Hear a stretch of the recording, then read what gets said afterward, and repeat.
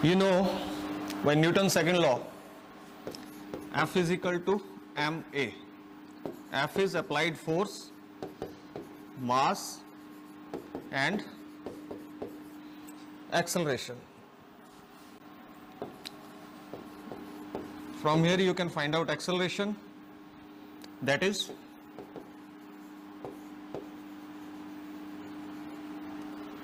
force into mass.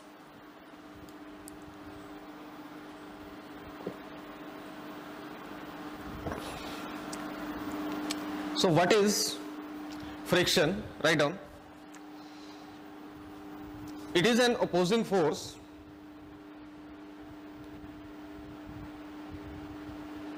which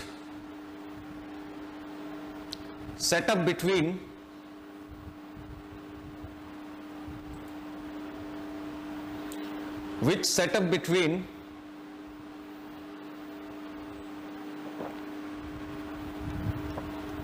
two surfaces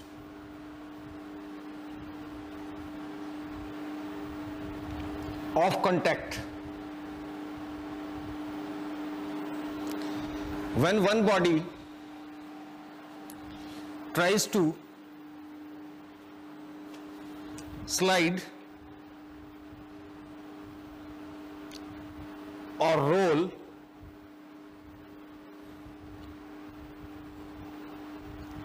on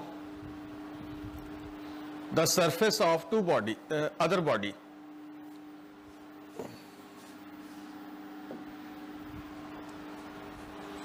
on the surface of another body.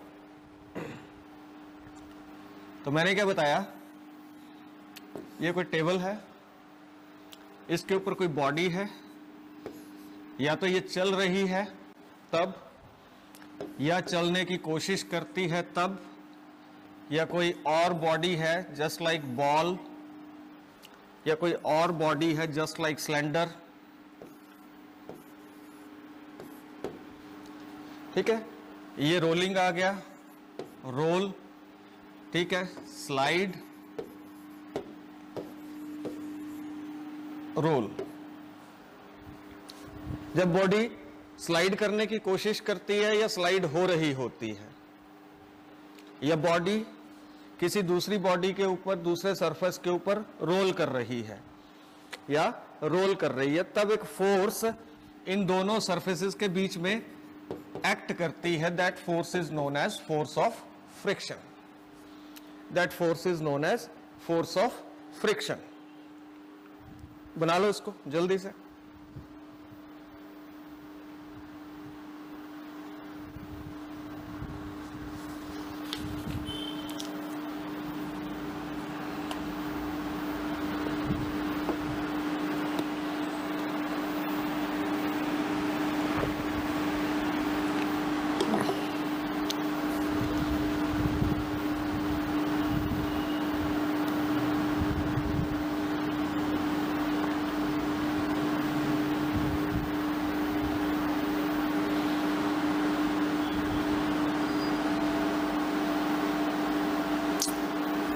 ठीक है बेटे, अब आगे आता है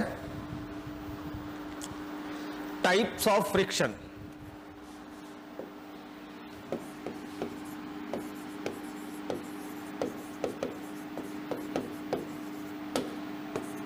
टाइप्स ऑफ फ्रिक्शन. फ्रिक्शन दो तरह का होगा.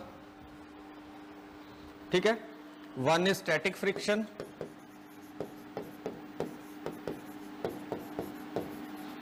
और सेकंड होगा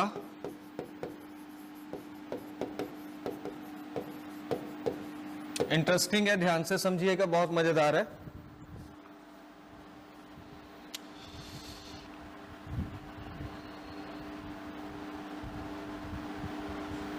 अब स्टैटिक फ्रिक्शन जो है ये कब आता है?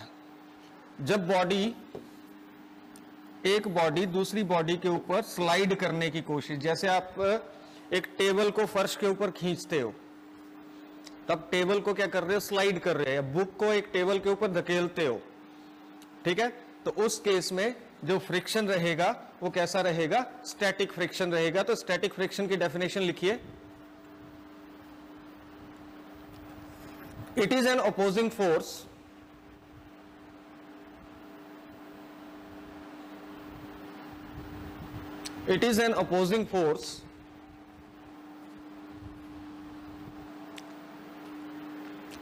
that acts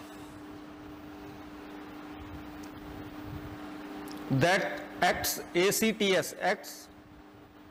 between the two surface of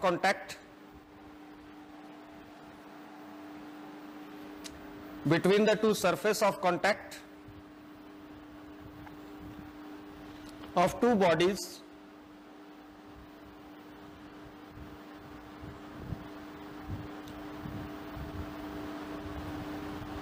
when one body tries to slide over the surface of another body.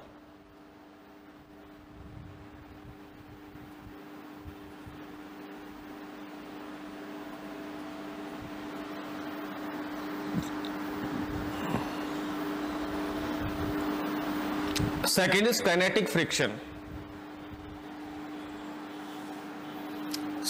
kinetic friction.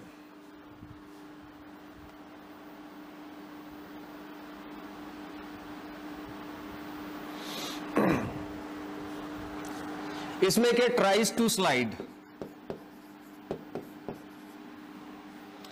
जब स्लाइड होने की कोशिश करती है, ये याद रखिए, स्लाइड करने की कोशिश करेगी, उस समय जो फोर्स ऑफ फ्रिक्शन दोनों बॉडीज के सरफेसेस के बीच में होगी, that force of friction is known as static friction.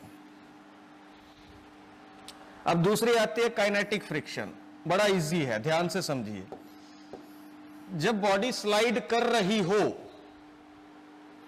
तो मैं यहां लिखता हूं sliding,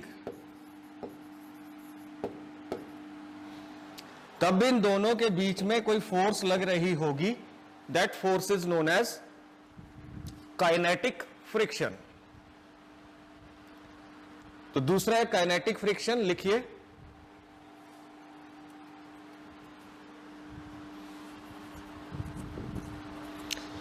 It is the opposing force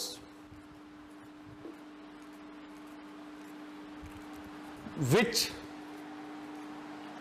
set up between the two surfaces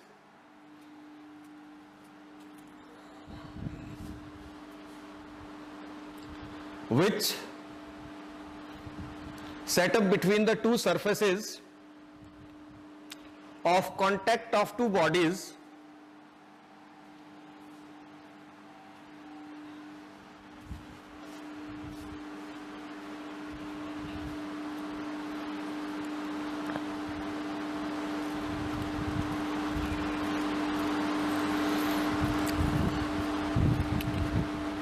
when one body is in relative motion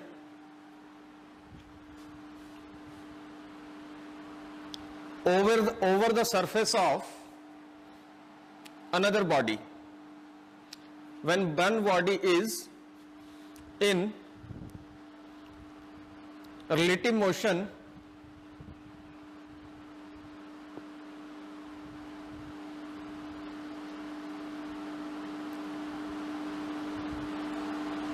over the surface of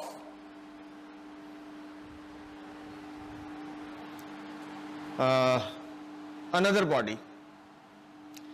अब अगला question आता है, on, question लिखिए, on what factor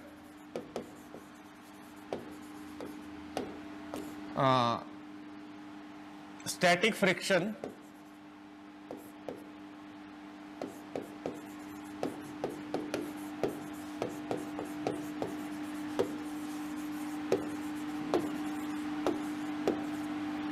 on what factors static friction depends.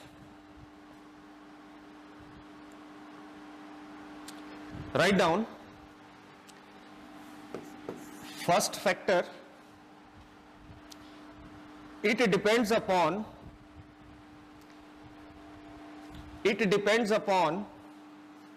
the nature of surfaces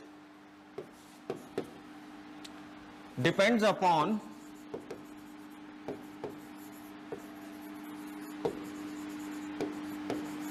nature of surfaces of the bodies in contact.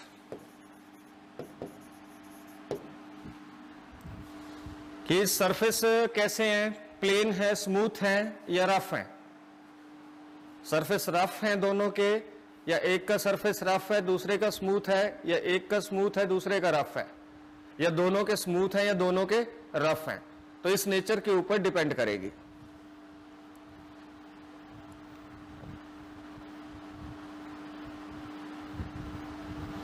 अच्छा, static friction depends upon the applied force.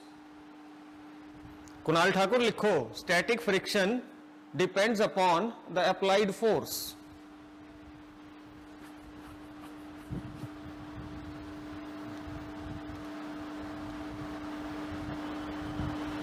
And it comes into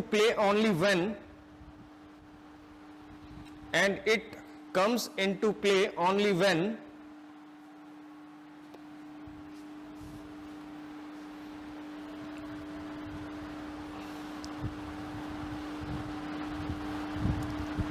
applied force, it comes into play only when applied force tries to move the body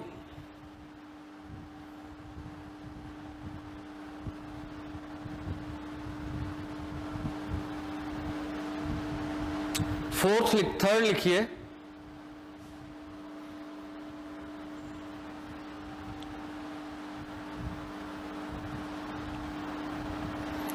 static friction is self-adjusting force.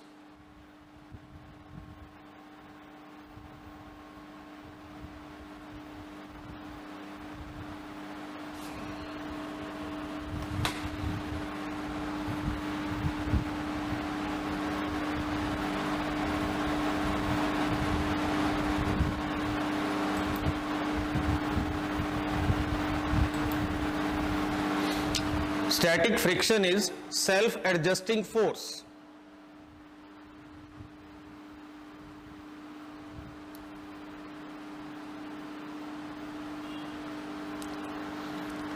Fourth point है, static friction opposes the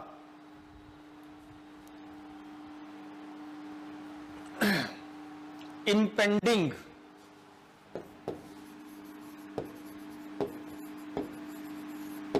motion, opposes the impending motion.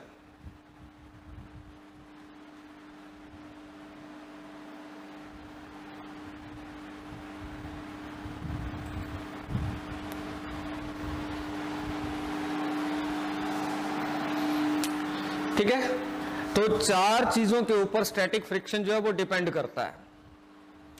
पहला क्या है, static friction depend करेगी कि दोनों जो bodies हैं उनके सरफेसेस कैसे हैं, रफ हैं, स्मूथ हैं, कैसे हैं, नेचर के ऊपर डिपेंड करेगा। दूसरा, स्टैटिक फ्रिक्शन जो है वो अप्लाइड फोर्स के ऊपर डिपेंड करेगा। अगर हम कोई भी फोर्स नहीं लगाएंगे तो स्टैटिक फ्रिक्शन भी एक्ट नहीं करेगा। थर्ड जो है, स्टैटिक फ्रिक्शन जो है ये सेल्फ एडजस्टिंग फोर्स है। ठीक है, और फोर्थ है कि इंपेंडिंग मोशन स्टार्ट होने वाला है उसको हमेशा अपोज करेगा, यानी बॉडी रुकी है तो वो रुकी रहना चाहेगी। ठीक है, तो स्टैटिक फ्रिक्शन उसको रोके रहने की कोशिश करता है, तो उसको बोलते हैं इंपेंडिंग मोशन जो है उसको अपोज करता है। ठीक है, एक अगला क्वेश्चन है, what is limiting value of static friction.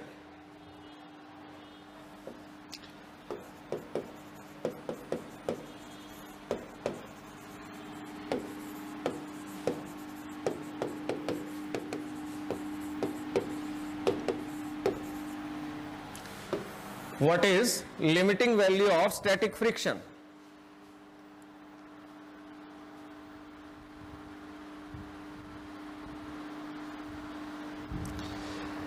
It is that maximum value, it is the maximum value, it is the maximum value of force of friction which comes into play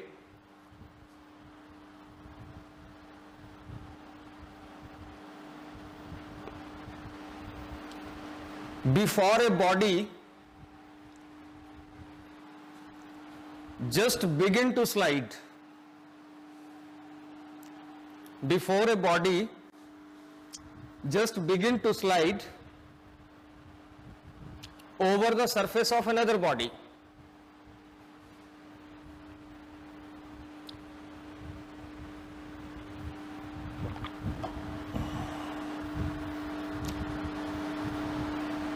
ठीक है, तो limiting value of static friction जो है ये वो maximum value है। अभी देखिए, आप किसी कोई पत्थर है या कोई बड़ा सा स्टोन है, वो किसी उस चीज के ऊपर पड़ा हुआ है या भारी चीज है, जब उसको आप स्लाइड करने की कोशिश करते हो तो सबसे ज्यादा फोर्स लगती है, पर जब वो एक बार स्लाइड होना स्टार्ट हो जाता है तो फोर्स कम लगती है कंपैरेटिवली। ठीक है, तो जो मैक्सिमम वैल्यू स्टार्टिंग में है, जब body just begin to slide, तो at that moment the value, that value of the force of friction, यानी that value of the static friction is known as limiting value of the static friction. आगे लिखिए, limiting value of the static friction is independent of, limiting value of the static friction is independent of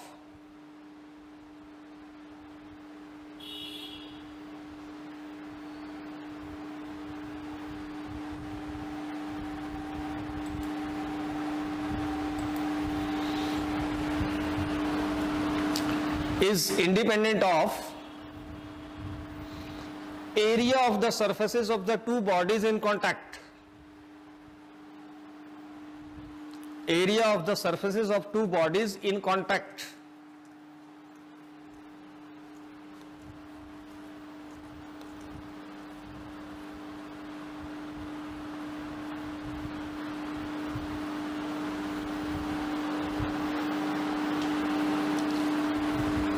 ठीक है, आगे next line में लिखिए, it is directly proportional to normal reaction, it is directly proportional to normal reaction.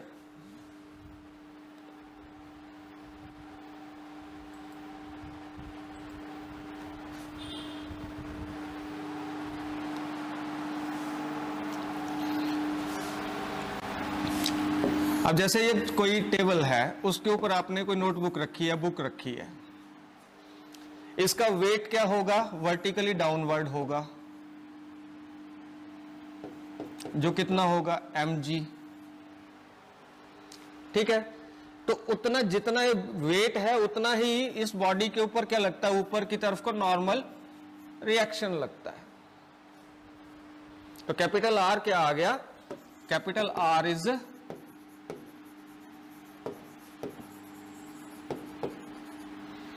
ठीक है, which is equal and opposite to the weight of the body.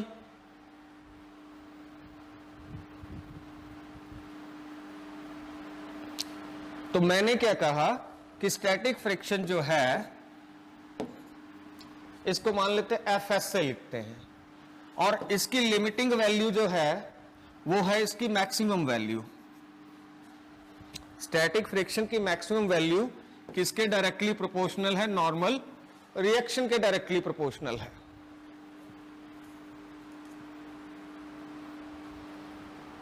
यही लिखवाया ना मैंने। ठीक है, अगर हम प्रोपोर्शनलिटी साइन हटा देते हैं तो हम एक कांस्टेंट इंट्रोड्यूस करते हैं। If we remove proportionality sign we introduce a constant and that constant is, इसको Fs मैक्स वैसे लिखो क्योंकि ये स्टैटिक फ्रिक्शन की मैक्सिमम वैल्यू होती है, लिमिटिंग वैल्यू। ठीक है, तो Fx मैक्स जो है इट इज इक्वल टू, अब एक कांस्टेंट इंट्रोड्यूस करेंगे जिसको लिखेंगे μs,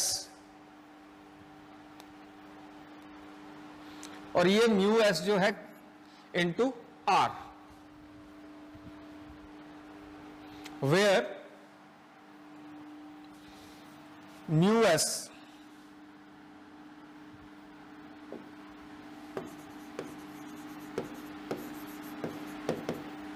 is constant of proportionality,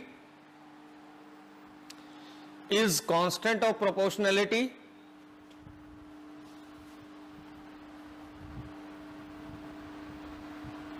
and it is called coefficient of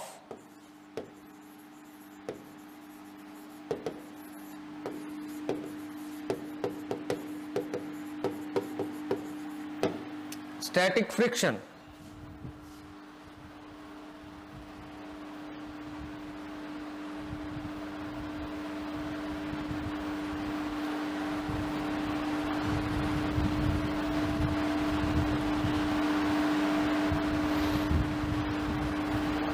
okay अच्छा, the value of mu S लिखिए, the value of mu S depends upon nature of the surfaces in contact.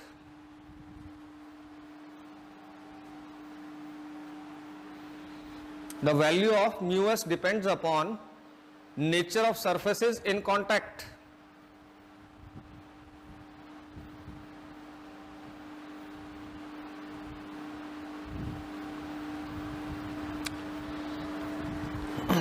तो यहां से हमें एक रिजल्ट मिलता है कि एफ एस मैक्स ये क्या है, लिमिटिंग वैल्यू है ऑफ एफ एस. तो आपने याद रखना है हमेशा कि एफ एस जो कि क्या है, स्टैटिक फ्रिक्शन है, ये अपनी मैक्सिमम वैल्यू से हमेशा या तो कम होगा, लुक एट स्क्रीन, ये अपनी मैक्सिमम वैल्यू क्या है, एफ एस मैक्स, इससे या तो हमेशा कम होगा या इसके इक्वल होगा. तो static friction is always less than equal to its limiting value. Okay, आप इसको ऐसे भी लिख सकते हो, F S is less than equal to, ये वाली चीज लिख दो, mu S into capital R. तो ये दोनों रिजल्ट आपने याद रखने हैं कि कोई भी फ्रिक्शन जो होगा वो अपनी लिमिटिंग वैल्यू से हमेशा या तो कम होगा या उसके इक्वल होगा.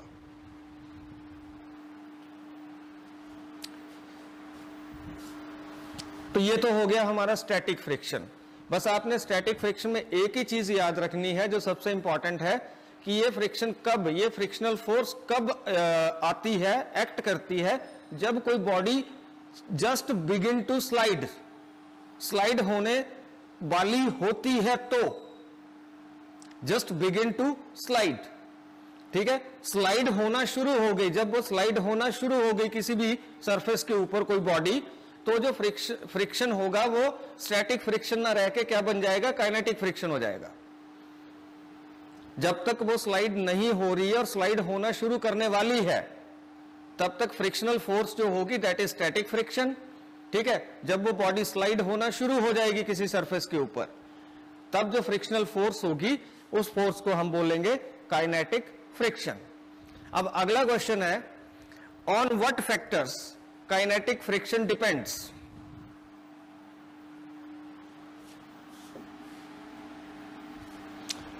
On what factors kinetic friction depends?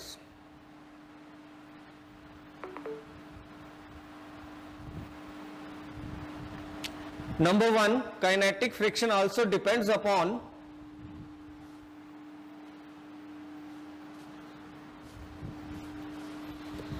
the nature of surfaces of two bodies.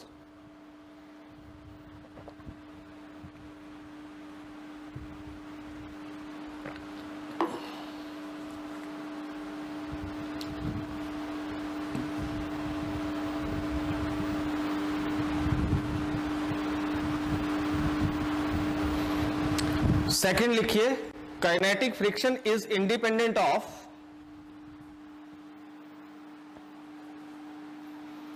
Kinetic friction is independent of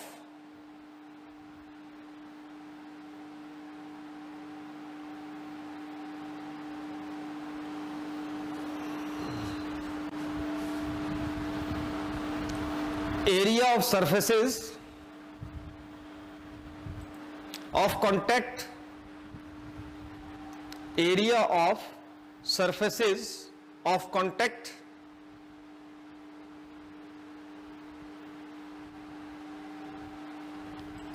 of two bodies.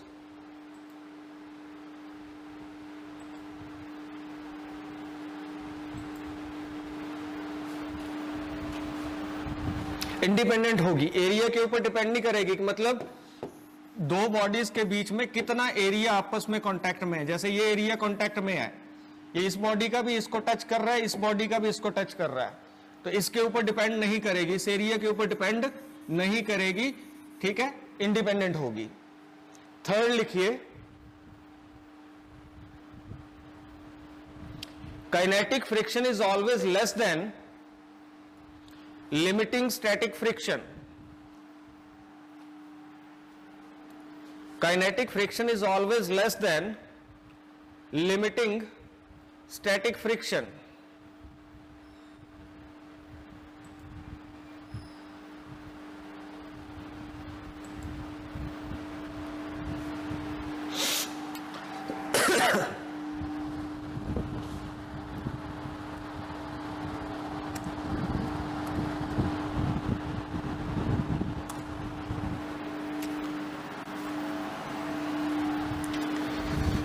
Kinetic friction is always less than limiting static friction.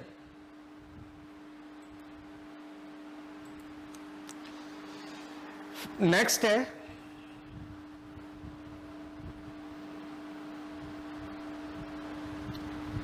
kinetic friction is always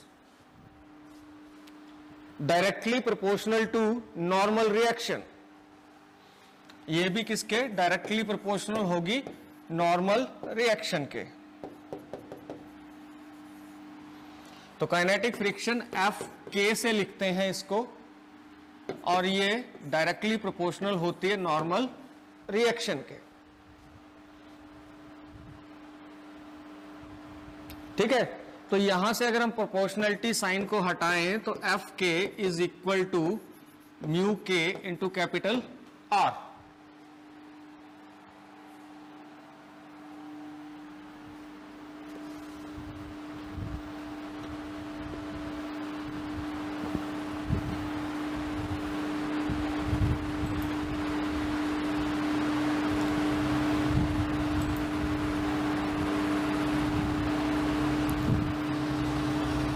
where mu k is coefficient of is constant of proportionality। Piyush Rana लिखो, where mu k is constant of proportionality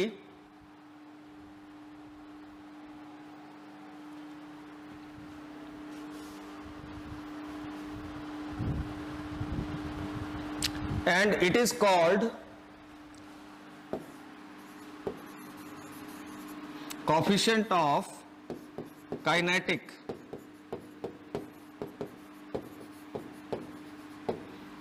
friction।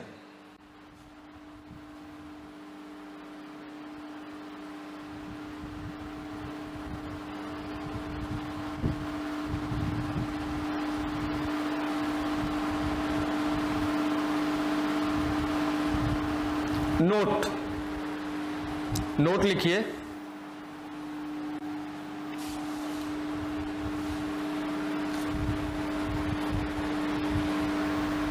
Note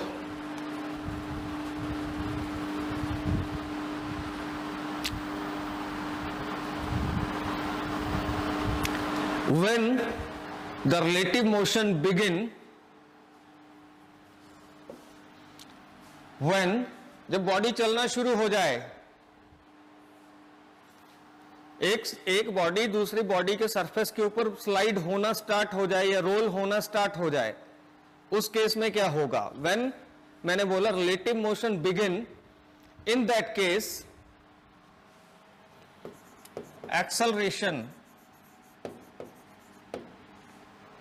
of the body will B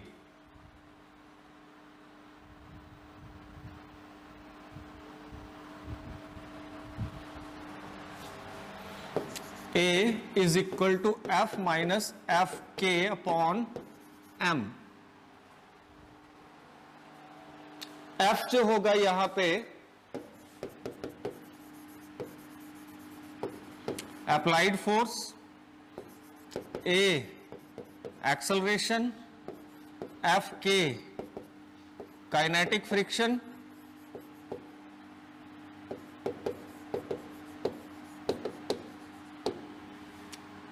ठीक है, और M mass of the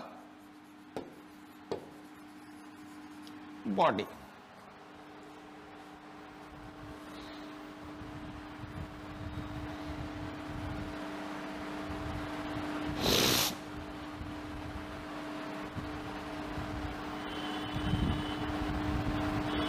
second note लिखिए, second note लिखिए। ये समझ में आ गया पॉइंट कि जब बॉडी दूसरी बॉडी के ऊपर स्लाइड होना स्टार्ट हो जाएगी या रोल होना स्टार्ट हो जाएगी, ठीक है, तो उस बॉडी की जो एक्सेलरेशन होगी वो होगी applied force minus kinetic frictional force upon mass of the body. Acceleration क्या होती है? F upon M, force upon mass.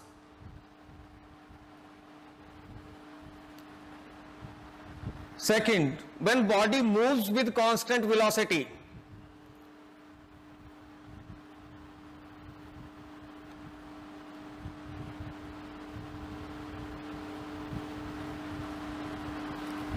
when body moves with constant velocity, उस केस में क्या होगा? अप्लाइड फोर्स और काइनेटिक फ्रिक्शनल फोर्स दोनों सेम होंगे, इक्वल होंगे।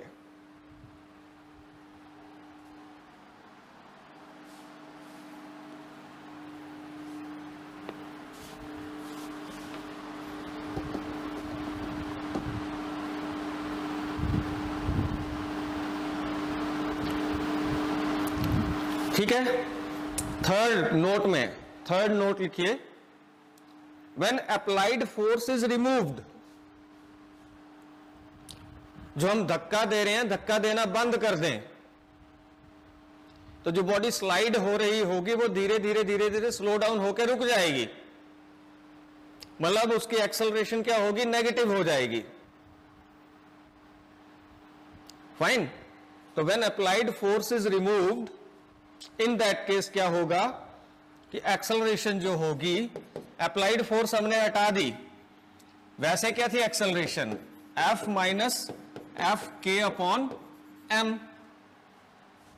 ठीक है, हमने इस अप्लाइड फोर्स को हटा दिया। ठीक है, तो इस केस में अब एक्सेलरेशन क्या हो जाएगी हमारे पास? Minus F K upon M. जो बात हम थ्योरेटिकली बोल रहे हैं वो मैथमेटिकली लिख सकते हैं।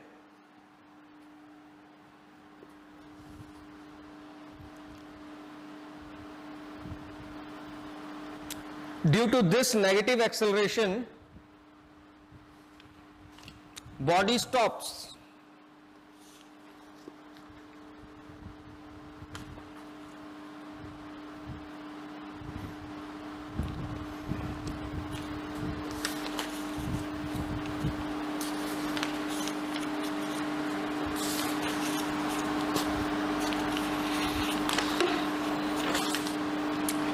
ठीक है बेटे, आगे है लॉज ऑफ, लिखिए हेडिंग दीजिए, laws of limiting static friction.